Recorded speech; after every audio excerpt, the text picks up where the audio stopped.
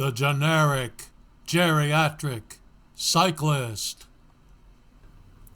Episode 13, Bikes versus Cars. Hello, and welcome to episode 13 of the Generic Geriatric Cyclist. Today's episode is about cars, the bane of the cyclist's existence.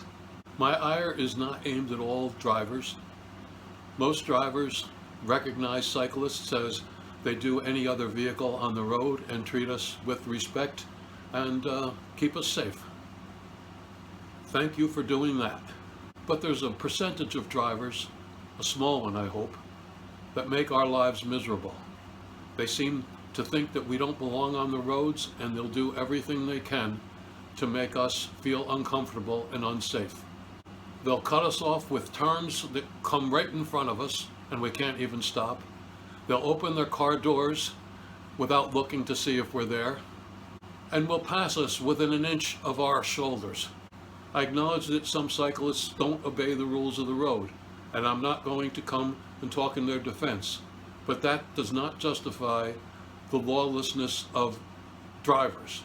Sooner or later, as a cyclist, you may come to believe that there's a percentage of drivers that would be just as happy to see us splayed over the wreckage of our broken bicycles at the side of the road. On a recent Saturday afternoon, I was driving southbound on Route 9W, a very popular cycling route. A cyclist was riding northbound about a foot away from the shoulder to avoid the potholes there. An SUV driver came up behind him, and instead of waiting till it was safe to pass, he crossed the double yellow line and came at me almost head on. I saw this as an example of the inability of some drivers to share the road with cyclists, even when it comes at their own peril. Then, just about a mile and a half later, I saw a cyclist struggling to climb up Hook Mountain when a motorist cut him right off and made a right-hand turn in front of him. When you're climbing like that, you don't expect to have to slam on your brakes. I would have been homicidal if that happened to me. Then the next day, I was out on a ride in what must have been National Honk Your Horn at Cyclist Day. Some people do this as a hostile gesture, but most people seem to do it as a way of warning you, to let you know that they're there. The problem is that when you hear a horn beeping behind you, you almost invariably turn your head, and then that turning of the head can bring the bike further out in the lane, increasing your chances of getting hit. Please don't warn us anymore. We know you're there. Then, just after the honking stopped, I caught up with a small group of riders. Eager to try out my new GoPro for the first time, I got behind them to record the action. I wasn't expecting a driver to come along and give me an example of what we cyclists have to deal with from some drivers. I'm not sure what it is that makes some drivers risk life and limb rather than wait for 30 seconds. Here, see for yourself.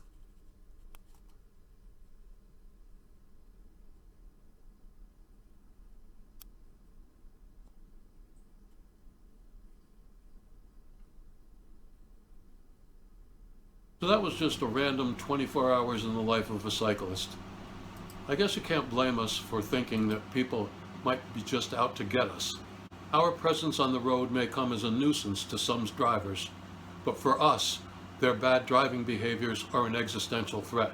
We hold none of the cards. In a meeting between a 20-pound bike and a 2-ton land yacht, there's no doubt who comes out the loser. So far, this has just been a rant, and I haven't come up with any constructive ideas to make the situation better.